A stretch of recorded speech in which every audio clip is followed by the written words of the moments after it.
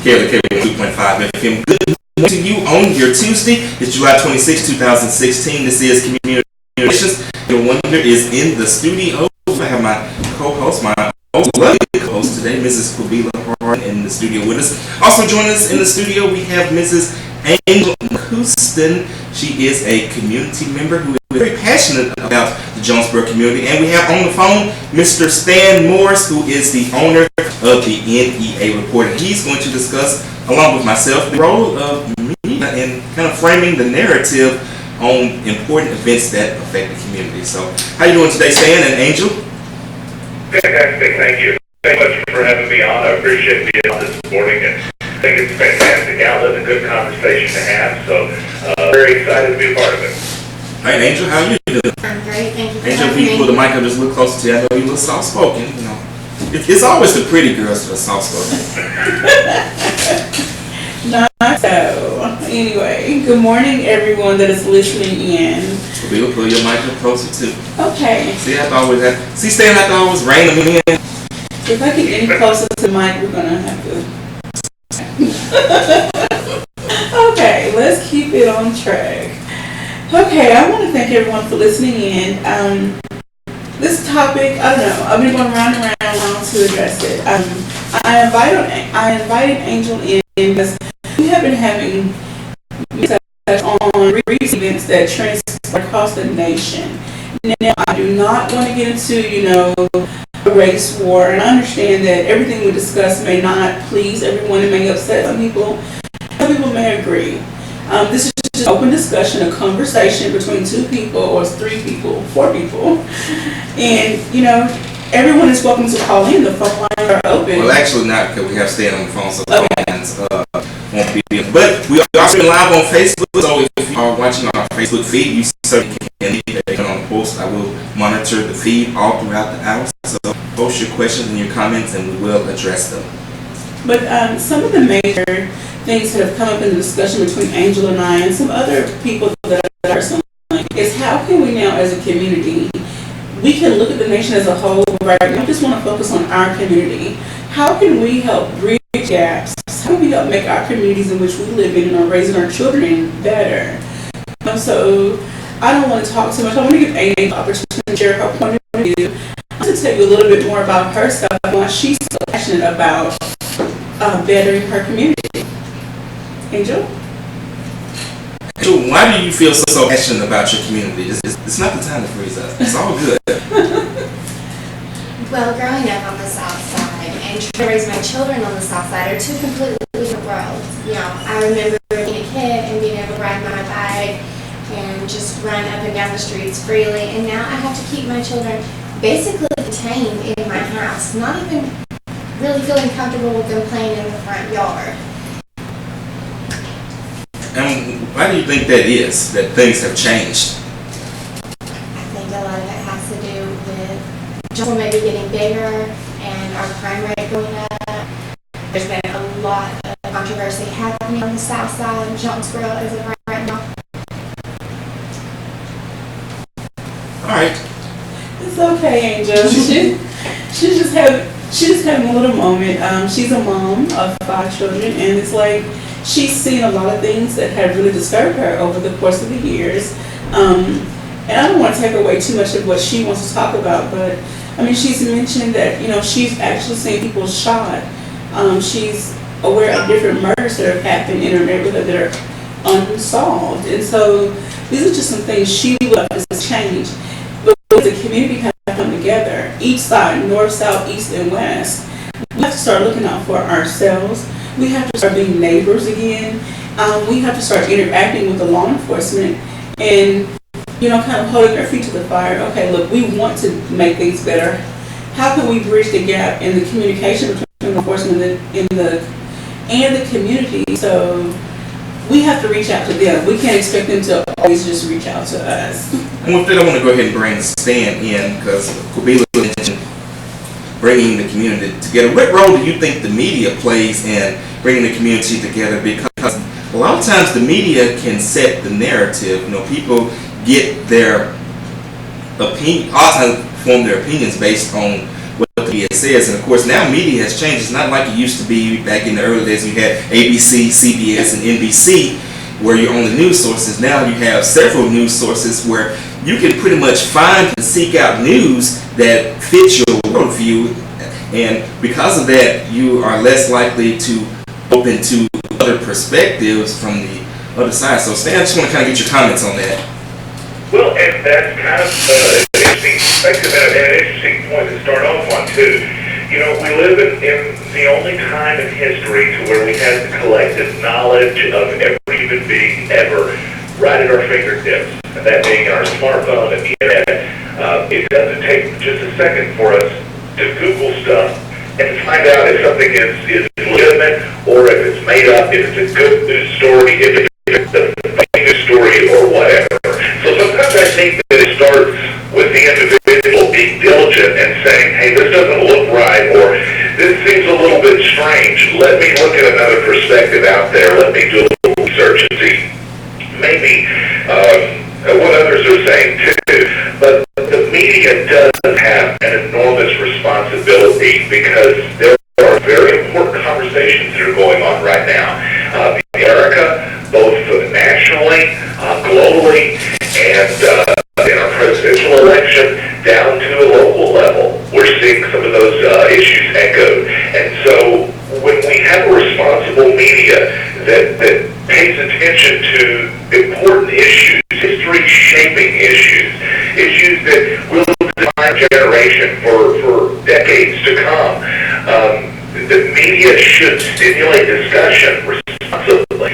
It shouldn't demonize discussion. It shouldn't pander to specific sides. And it shouldn't try to play gotcha journalism where one side is wrong one time about something, so we beat them up over it. Everybody's going to make mistakes. We're all going to stumble. We have to remember, though, that we're behind the microphone, so to speak, as journalists, as an example, this is or whether we're in front of the screen as readers. Everybody does have a responsibility. I think sometimes the media, people in the media, it's easy to forget. We have a lot riding on how we write and how we into the news going on, and we have to be responsible with it. And of course, the hope is that when we are responsible with it, good things come of it, good discussions, and maybe even changes that are positive in the community. Because ultimately, if the world just understood each other's perspectives more, I think we would be in a much better place. That probably be used in just about any situation. Better understanding has to be a foundation for the future. All right, Billy, I see y'all were taking notes. Did y'all have anything y'all want to add to that? Yes, I really appreciate his comments on how the news has to be a little more accurate, how there are many of those phony stories, and how they spread like wildfire, literally. And because people don't take the time to truly research the validity of those stories, they go with the first thing posted, and they make, I'm not saying everyone, some people make these rash, off-the-cuff judgments just on one little thing that's reported. So I did want to ask the question, what role do you see the media, what role do you see in framing and reporting on these stories that elicit a passionate response from the community, especially in the 24-hour news cycle, and the instant availability of news on social media, along with the speed in which the news can spread? Sometimes there are updates to stories, and the update may not come for a day or two later, but because people have already seen this one post from a various source, they just jump on it. And let me just add something to that before you respond, Stan. Now you even have like fake news outlets that post stories, and if you look on the bottom of these posts, these websites in which they reference, it clearly says on the bottom, this is satire, but yet people don't take the time to actually verify it. Right, you've got outlets like Rock City at Times, I think, or something like that is one of them. There's a lot of those, yeah, and the Onion would be the biggest example. You don't know how many times I've seen stories shared over the years from reading about it, and it's really just an Onion news story that's satire. All right, and before I cut you off, to educate the listeners out there, the Onion is a website. It's for entertainment. Basically, they say their whole thing is they post fake news stories as entertainment to make you laugh. So I just wanted to clear that up because I didn't want it to come across as we're bashing any other particular agency because we're not doing it. But it is. It's a satire news site, and there are a lot of those out there. Roxy Times, there's a and those are great. I think satire is fantastic. I love it. I think it's wonderful. It stimulates the brain, but it's also important, whenever you see something, again, that is unbelievable, if it's at that level or if it's a different level, you do a little bit of research and vigilance. Sometimes I think we may be a little quick at the care button on social media, and you got to remember that we have the ability to verify almost anything just at our fingertips. But the interesting question, and it was about the media's relationship, the media's role in some of these things taking place. The media does have a very delicate responsibility because sometimes I'll go with a global example in this. We have a few weekends ago a wonderfully successful march in town that I like to cover. That was very peaceful. There was a lot of great dialogue between citizens, between the police, between people. It's just good. Those type of events we need more of. I think anybody could agree with that. Now, that type of event also, leading up to it, there were rumors that there was going to be an armed march. There was rumors that it wasn't going to be peaceful, and some of this stuff got shared on social media by people that weren't really thinking, I think, is there any legitimate, credibility to this or not? They just thought it was a little scary and they shared it. And I even with some news outlets commenting on it, I think most of what they were doing was commenting on the police saying that this wasn't going to be some type of event that was anything but peaceful.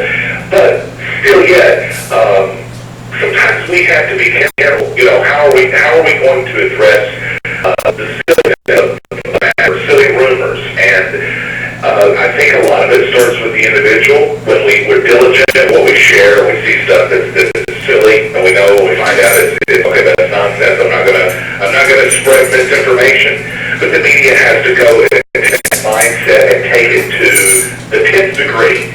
We have to look at stuff and we have to say, okay, there's a wild rumor, and it's probably been designed just to hurt the turnout of this event. And that's literally all that rumor in that specific case related to a few weekends ago did.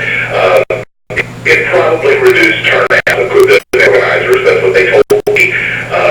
And so but there was no truth to it. And we ended up having, as far as the news coverage event of it, it was very peaceful and it seemed like a very productive event. So the media's got to be careful about what information or even misinformation or rumors we share, we report, and we spread. And we have to also, I think, be mindful of what reading our stories and what seeing our stories will do, because there are things you can post online that will get a lot of clicks, and there are stories that will get a lot of views, or you can air them on the evening news, or you can put them in the newspaper, and the same result will happen. But they're not always responsible, and sometimes, and we call it online clickbait, and what that means is it doesn't have much substance to it, but it's designed to get people to click it. There's different words for that in different forms of media, but in essence, it's the same thing. Putting news out there that isn't really news, as much as it's just designed to get people upset or to get them to watch. Those are dangerous motives. We have to make sure, as a media outlet, whether it's like the outlet which is online based or whether it's another, we have to make sure that the stuff we're putting out there is news, and it's not just a cheap tactic to get people upset or to drive up our numbers, because then really no better than people just sharing misinformation online. Well, Stan, let me kind of piggyback off of that. I would say that a lot of this in today's culture comes from, like, when you look at the cable news channels, a lot of that is more opinion based on the right and on the left, where obviously the personalities that get the most ratings are those who they talk about the news stories, but it's with their slant depending on what their ideology is, and that's what's kind of driven the news cycle, which now people take that as the actual legitimate news instead of what these shows are, which are opinion shows. And because of that, the narrative has been, like, I'll just give the example of Black Lives Matter. Well, depending on how it's framed, Black Lives Matter is either a bunch of thugs or terrorists, whereas it's really a group of people who are saying that, hey, our lives matter. We are tired of the way that we're being treated. You say that all lives matter, but part of all lives mattering includes our lives, but that gets lost in the narrative because it's been framed in certain ways as, oh, that's just lazy, uneducated thugs that cause trouble, and that is certainly not the case. But now that people's have that in their mind, that is how they are, that any kind of reporting, no matter how objective it is, people react to it based on a narrative that has been framed in their mind based on, I guess, opinion journalism as opposed to objective journalism. Well, okay, so there's a process called hypothesis, and in general, for those of you who've never heard this before, the human mind becomes uncomfortable whenever it's challenged in a perspective that you already hold. So if I believe with all of my heart and soul that the sky is green and you tell me it's blue, then I'm going to fight to reinforce the idea that it's green, just because that's what I already think. Science has shown that. What we run into is you have issues where, and this is a good one, this is a good example, Black Lives Matter. There are outlets out there, I'll give you an example, Fox News Channel. There are outlets out there that will, generally speaking, more so, they demonize this movement, and they, like you mentioned, some of the things that they call them in a group of thugs, or they call it criminal, or they portray it negatively, or the reports are negative, it comes on a negative action. So, when an outlet tries to go out and cover legitimately, they run into resistance of people who want to change the way that they think. And it becomes even more difficult when all those people have to do is turn it to Channel 53, and they're then being told that the way they think is good. So sometimes, and in this instance, when you have some journalistic outlets or outlets that claim to be journalistic that really aren't as much as they're just kind of pandering to the preconceived notions some people have. And that's good. And this goes on the left and the right as well. It does. It goes on either side. But when you have outlets that particularly pander to certain sides, it becomes much more difficult for legitimate news sources to break through that. That's kind of where we're at in this day and age. Some outlets out there wants to be journalistic and I think try, but then you have those that aren't so much and that really do focus on one side or the other. There are sides by all definitions and counts. And it becomes more difficult sometimes for journalism to break through that, through the pandering, to break some of those reinforcing ideas to get ratings, because that's interesting ratings. It may not be necessarily ethical, but that's how some people go about it. Alright, we got about 30 seconds before we go ahead and go to break. We are speaking with Angel McCuiston. She's in the studio with us. We also have Mr. Stan Morris on the phone. We're having a discussion about media, how it affects the community. And when we come back, we're going to go back to Angel. She's going to talk more about her experience in the community and some of the things she feels in the community about listening to conversation. Alright, good. I was so worried about the heart transplant, but didn't get to a child that lived on her, and that. I want you to, so when ever, I tell And I'm really because he's black. Travis's family never have I. you see the Yeah. but it's on webcam.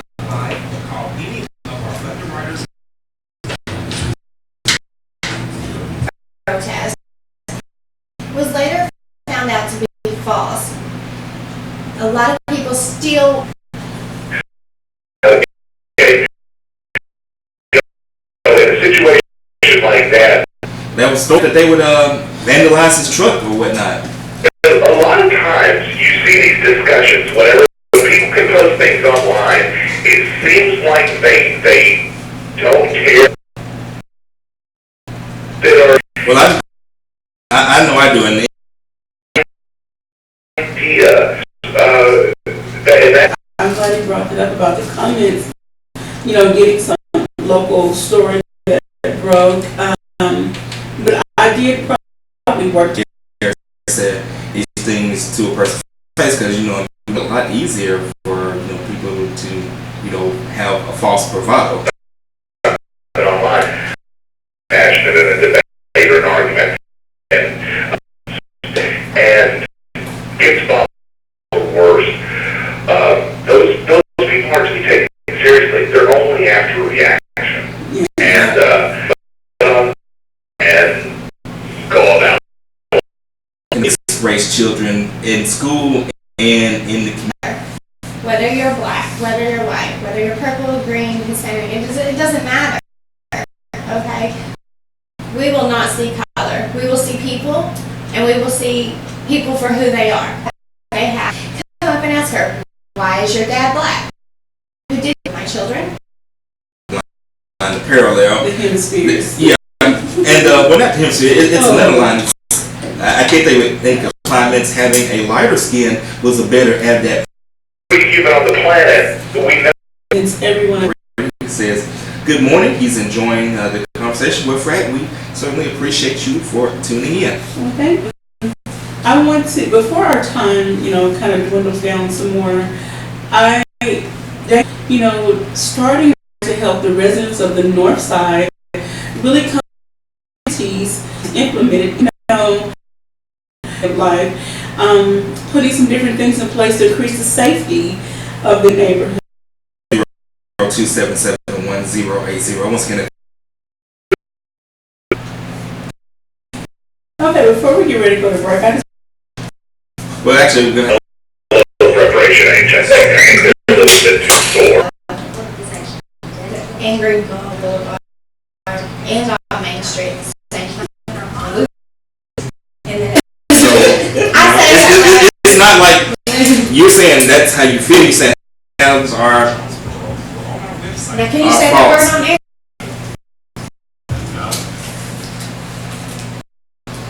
community conversations. Get a winner in the studio. and I'm going to get to know my neighbors a little bit more. We need to do their job, but then where does our responsibility lie? Angel or Stan, anyone wants to come in on or add more comments to that? South side of Jonesboro. And But I was even just recently at the last commercial break. We don't have commercial. We have sponsors. Been a minute. They're cleaning up this garbage that somebody just decided they were going to throw out. This trying to stir them. Of course, we do this each and every month. Okay. Final thoughts. A final thought.